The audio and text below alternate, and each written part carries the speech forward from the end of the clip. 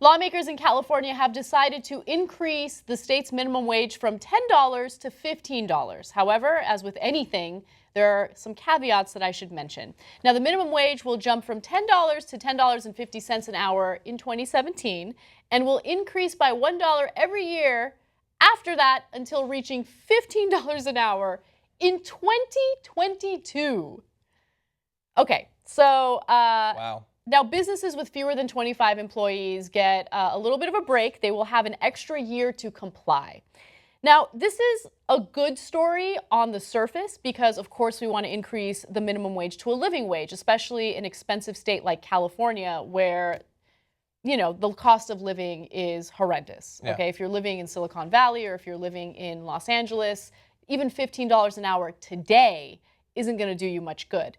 But consider the fact that you would make $15 an hour in a minimum wage job years from now, okay? Yeah. That's not 6 even years. Considering inflation and the cost of living going up considerably by that time. Yeah, a good amount would be eaten up by inflation under normal situations. So in a lot of places, they don't even have this sort of increase planned. There have been a few places, some states, mostly cities, that have gone for this.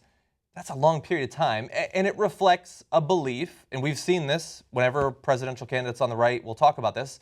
They assume that the only people on minimum wage are temporarily on minimum wage as their first job because maybe they can think back and think, well, I did do a summer at an ice cream scooping place, and they think that's what it is.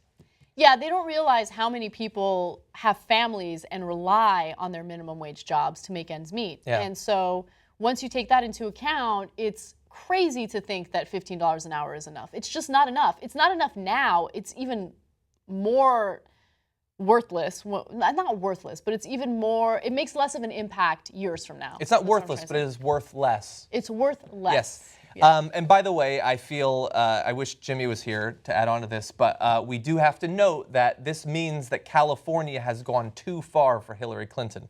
She thinks $15 an hour is crazy pants. They should have restricted it to 12. Okay, so let's discuss that for a second. First of all, of course, I disagree with Hillary. $12 an hour, it depends on where you live in the country, right? Mm-hmm. Are you living in like a rural part of Vermont? Well, then $12 an hour might be okay.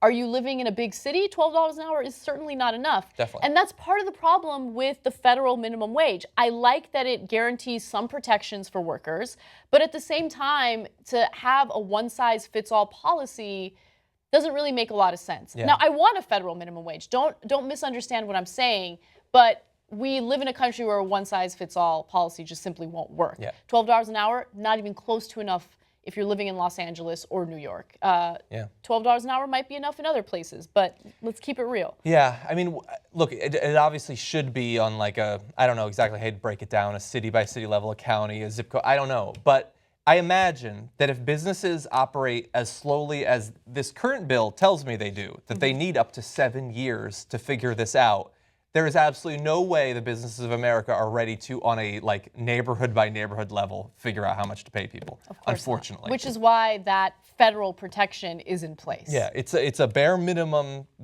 beyond which we think it would be unsafe to let people drop, and which probably half of the politicians of this country think shouldn't exist at all. I just got really angry thinking about Hillary Clinton and her $1 million net worth telling us that $12 an hour is enough. Millions and millions and millions. I know. Yeah. I know.